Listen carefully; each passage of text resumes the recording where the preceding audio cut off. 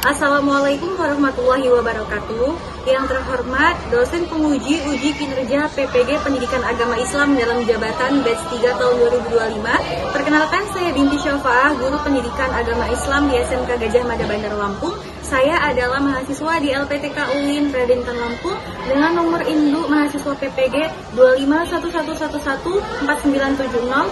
Pada hari ini, Kamis 9 Oktober 2025, saya akan melaksanakan praktek pembelajaran tugas uji kinerja PPG Pendidikan Agama Islam batch 3 tahun 2025. Mohon saran dan bimbingan dari dosen penguji. Assalamualaikum. Waalaikumsalam. Apa kabar anak semua? Alhamdulillah. Yakin semangat? Yakin. Oke, sebelum kita memulai pembelajaran pada hari ini, alangkah baiknya kita memulai dengan doa. Evan, tolong dipimpin doa, Evan. Semua siap. Berdoa dimulai.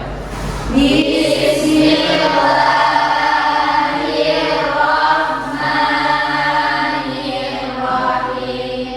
Raditu billahi rabban wa bil islami dinan wa bil muhammadin nabiyya wa rasulah. Rabbi zidni ilman warzuqni fahman.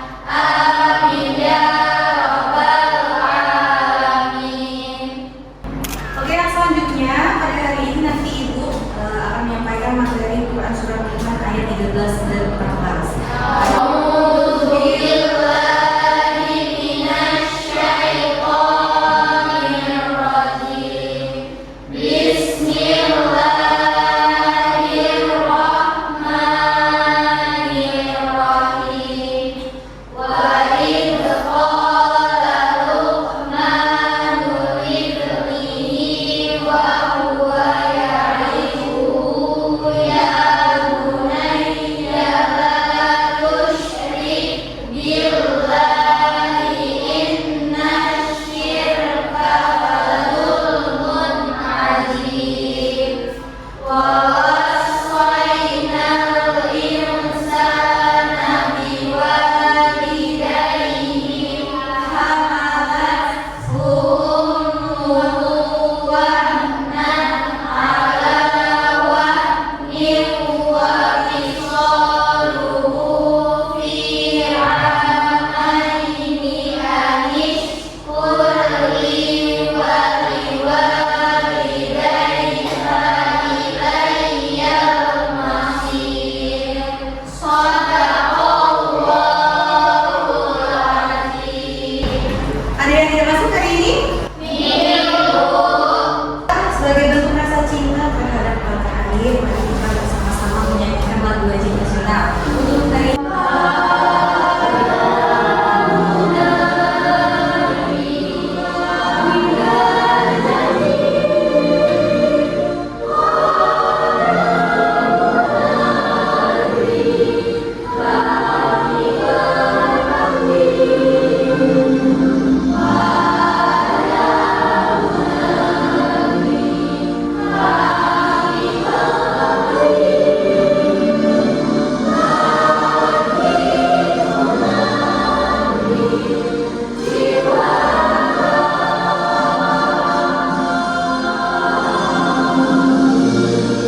Yang selanjutnya di sini Ibu bakalan menayangkan sebuah video kisah.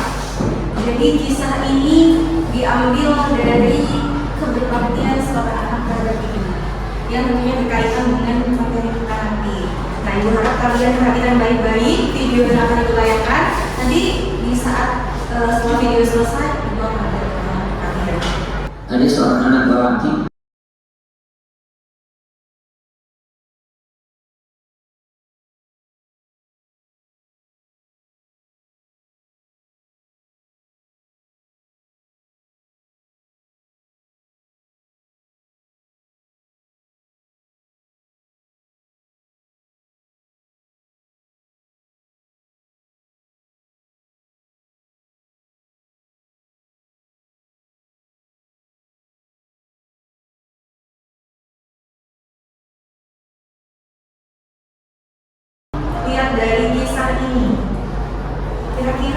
pelajaran yang bisa dipetik dari kisah tadi? Ada yang bisa menjawab? Silakan angkat tangan. Ya, gimana Sabil? Kewajiban berbakti kepada orang tua. Kewajiban berbakti kepada kedua orang tua. Yang selanjutnya ada lagi, masih bisa? Iya, Delvi boleh? Apapun kondisi orang tua, kita harus tetap menyayangi. Oke, bagus.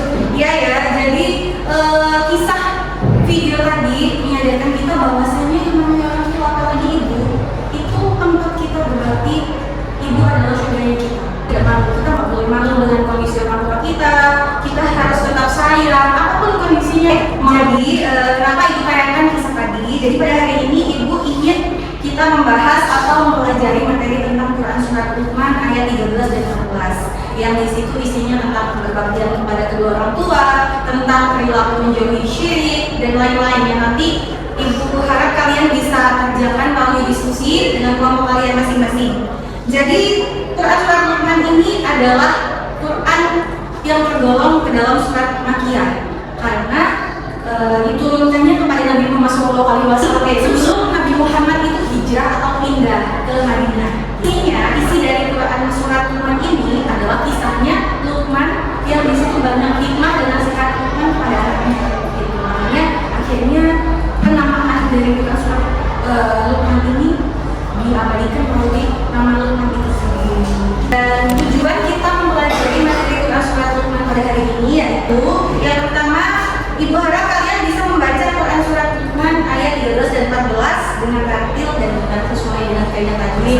Yang kedua yaitu mengidentifikasi hukum tajwid pada ayat-ayat Quran Surat Luqman itu yang nantinya melalui diskusi yang anak-anak bisa menyajikan terjemah Quran Surat Luqman ayat 13 dan 14 secara tepat melalui diskusi kelompok. Yang keempat, kalian bisa menjelaskan kandungan dari Quran Surat Luqman ayat 13 dan 14 terkait perintah berbakti kepada kedua orang tua, beribadah kepada Allah Subhanahu wa taala dan nantinya akan dipresentasikan ke depan.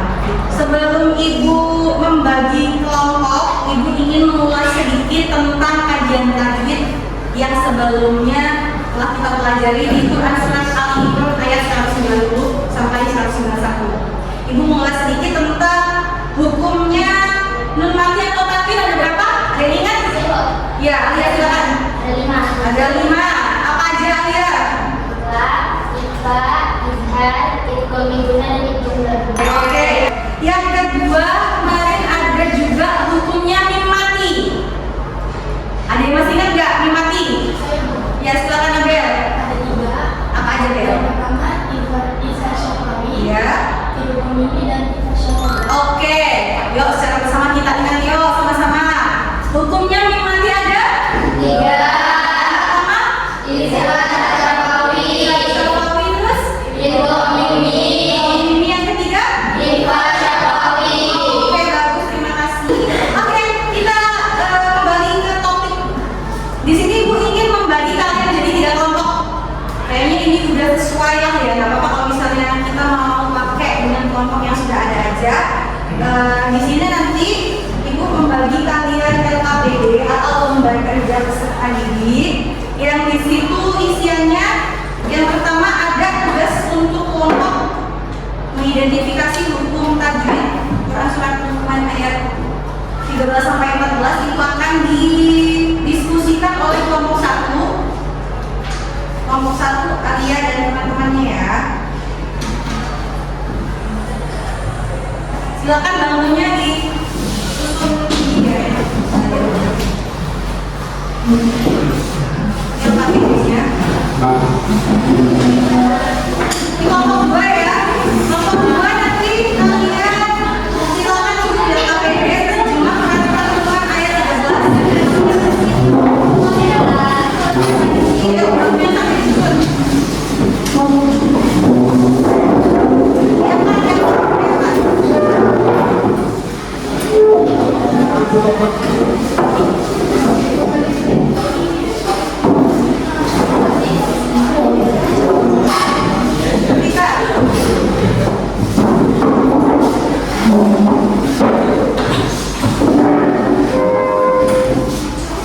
Di kelompok 3 silakan kalian diskusikan tentang isi kandungan peraturan ayat 13 sampai 14. Silakan diskusi.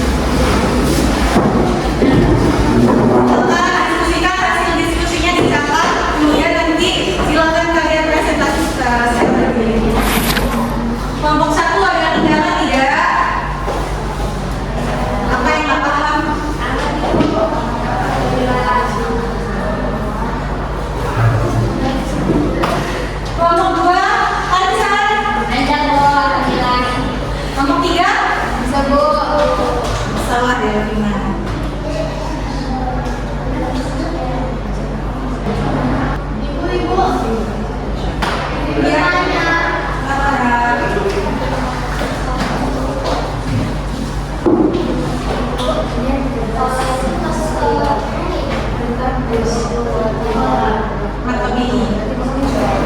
Udah selesai semuanya? Yuk kalau udah selesai, nanti kalian akan presentasikan hasil diskusi kelompok kalian. Tapi sebelum kalian presentasikan hasil diskusi, Ibu pengen kita semua melaksanakan SBY biar kita fokus kembali, sukses kembali. Yuk, berdiri semuanya yuk. Ya. Pelan-pelan, presentasi.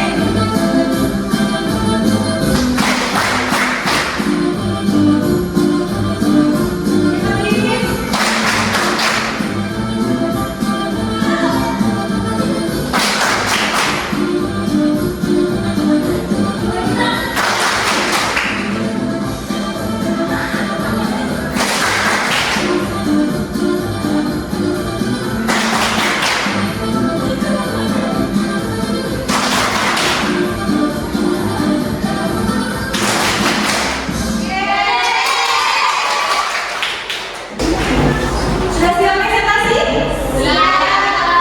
Mau diajak kelompok atau bukan aja? Ya, silakan, yuk, nomor 1.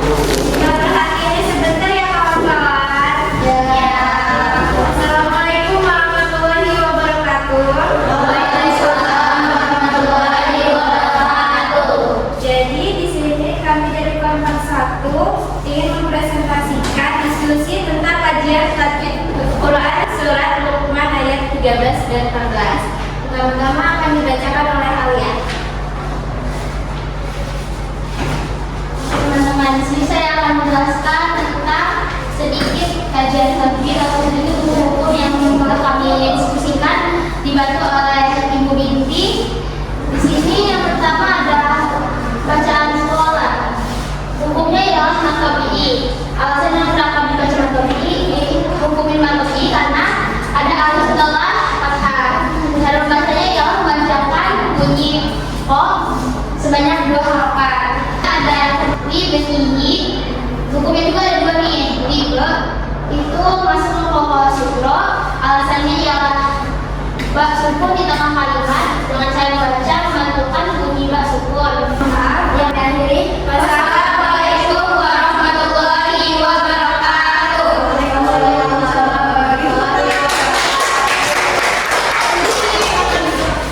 Oke, di sini Ibu sedikit menguasai materinya ya. Jadi untuk hukum tajwid yang pertama itu, oke, perhatikan di sini ada kola. Nah, di huruf kof ini ada alifnya dan dibaca panjang 2 harakat. Ingat harakat itu apa? Panjang. Ya. Atau berapa ketukan? Di sini karena dia hukumnya matobi, maka panjangnya 2 harakat. Kenapa sih matobi? Karena ada huruf alif. Nah, di kof ini ada alifnya ya. Kol, makanya dia panjang. Kol. Ada alif setelah fathah. Nah, cara membacanya memanjangkan bunyi ko menjadi 2 harakat. Jadi ko itu lebih panjang daripada lam. Kemudian yang kedua ada luqman. Hukum bacaannya yang pertama ada kol sudro, kemudian matobi. Ingat nggak? Huruf kol ada berapa? Ada 5. Apa aja? Oke, kalau bahasa kerennya baju di toko. Ya, ingat ya, baju di toko. Huruf kol ada 5. Ingat-ingat baju di toko. Ba, jim, dal, ko, ko. Nah, kalau terletak di tengah, ini ada kof di tengah, berarti kol sudro. Bacanya memantul, jangan lukmanu, tapi lukman. Gitu ya. Kemudian ini ada nihi sama ada kol sudro juga karena ada ba. Kemudian ada kosiro dan lain sebagainya. Oke, terima kasih kelompok 1. Yang selanjutnya untuk kelompok 2, silakan. Assalamualaikum warahmatullahi wabarakatuh. Waalaikumsalam warahmatullahi wabarakatuh. Terjemahan dari surat Luqman ayat 13 dan 14, yaitu yang ayat 13 artinya, ingatlah ketika Luqman berkata kepada anaknya saat dia menasihatinya, wahai anakku, janganlah mempersekutukan Allah. Sesungguhnya mempersekutukan Allah itu benar-benar kezaliman yang besar. Dan ayat ke-14-nya artinya, dan kami perintahkan kepada manusia untuk berbuat baik kepada kedua orang ibu dan bapaknya, Ibunya telah mengandungnya dalam keadaan lemah yang bertambah-tambah dan menyapinya dalam 2 tahun. Bersyukurlah kepadaku dan kepada 2 orang itu bapakmu, hanya kepada akulah kembalimu. Terima kasih. Ada yang ingin ditanyakan, teman-teman? Tidak, cukup.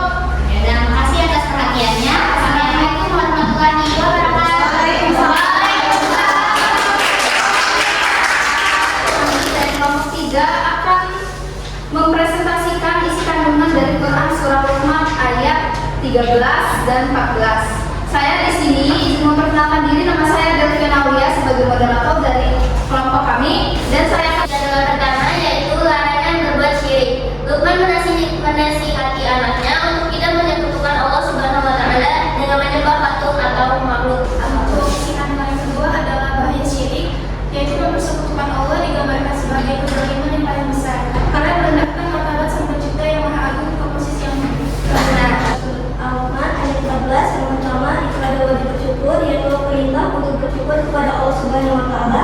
Yang kedua, menghormati jasa orang tua. Berbakti kepada orang tua merupakan bentuk rasa terima kasih atas pengorbanan mereka dalam mendidik dan merawat anak. Jadi kesimpulannya pada pembelajaran hari ini di Quran surah Luqman ayat 13 dan 14 itu pelajaran yang bisa kita petik itu banyak sekali ya. Yang pertama kita wajib berbakti kepada orang tua.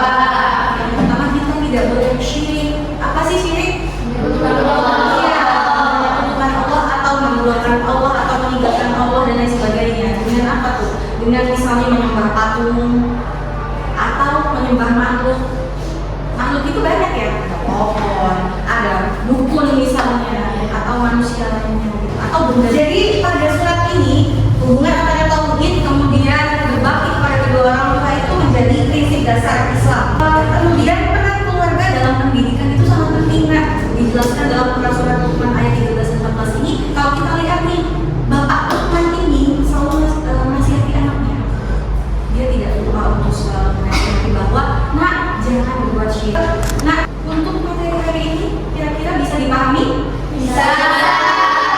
Bisa sambil diterapkan dalam kehidupan sehari-hari? Bisa. Minimal pergi ke sekolah, pamitan dan salam kepada kedua orang tua. Saya izin berangkat. Assalamualaikum sambil cium tangannya. Itu ya.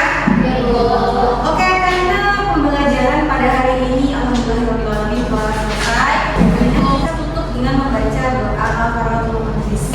Bismillahirrahmanirrahim. Subhanallahumma wa bihamdika asyhadu an la ilaha illa anta astaghfiruka wa atubu ilaik.